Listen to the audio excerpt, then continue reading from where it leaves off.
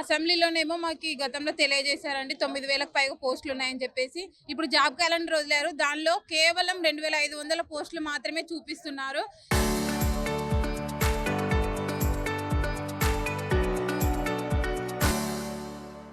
ఈ విధంగా మమ్మల్ని మోసం చేయడం అనేది కరెక్ట్ కాదని మేము ప్రభుత్వానికి విన్నపించుకుంటున్నాము.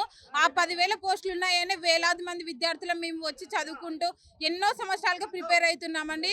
కానీ అన్ని పోస్టులు ఉన్నాయని చెప్పి ఆశతో మేము ప్రిపేర్ అవుతుంటే ఇప్పుడేమో క్యాలెండర్ 2,500 పోస్టులు మాత్రమే చూపిస్తున్నారు.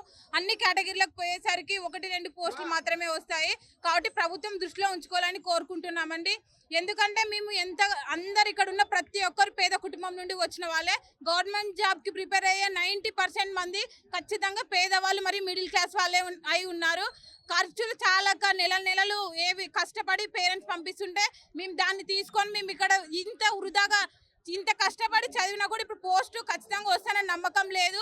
ఇచ్చిన 2,500 పోస్టులు ఎవరికండి?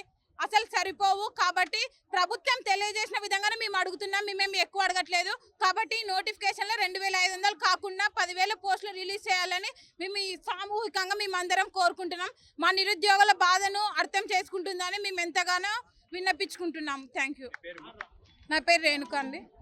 కూటమి ప్రభుత్వం మరి కూటమి నాయకులకి మరియు ముఖ్యమంత్రి వాళ్ళకి కానీ, డిప్యూటీ సీఎం గారు కానీ, నారా లోకేష్ గారు కానీ, హోమ్ మినిస్టర్ అనిత గారికి కానీ, ఈ కర్నూలు నిరుద్యోగ ఐక్యత నిరుద్యోగి నుంచి కానీ, ఆంధ్రప్రదేశ్ నిరుద్యోగుల నుంచి కానీ మేము కోరుకుంటున్నది ఒకటే. గతంలో 2022 పోస్టుల నోటిఫికేషన్ వచ్చింది. అప్పటి నుంచి ఇప్పటి వరకు ఎటువంటి నోటిఫికేషన్ రాలేదు. 2020 నోటిఫికేషన్ ఏ విధంగా జరిగిందో మీకు కూడా తెలుసు. ఎన్నో అవరోధాల మధ్యన నడిచింది అది. దాదాపుగా 4 సంవత్సరాల తర్వాత ఈ నోటిఫికేషన్ వస్తుంది. మీరు వచ్చే ఆగస్టు 15 రోజున కేవలం 2,500 పోస్టులతో రిలీజ్ చేస్తామని చెప్తున్నారు. దాదాపుగా 10 లక్షల మంది నిరుద్యోగులు ఈ మెగా పోలీస్ కోసం వెయిట్ చేస్తుంటే మీరు 2,500 ఇచ్చి మమ్మల్ని ఏ విధంగా న్యాయం చేయాలని కోరుకుంటున్నారు?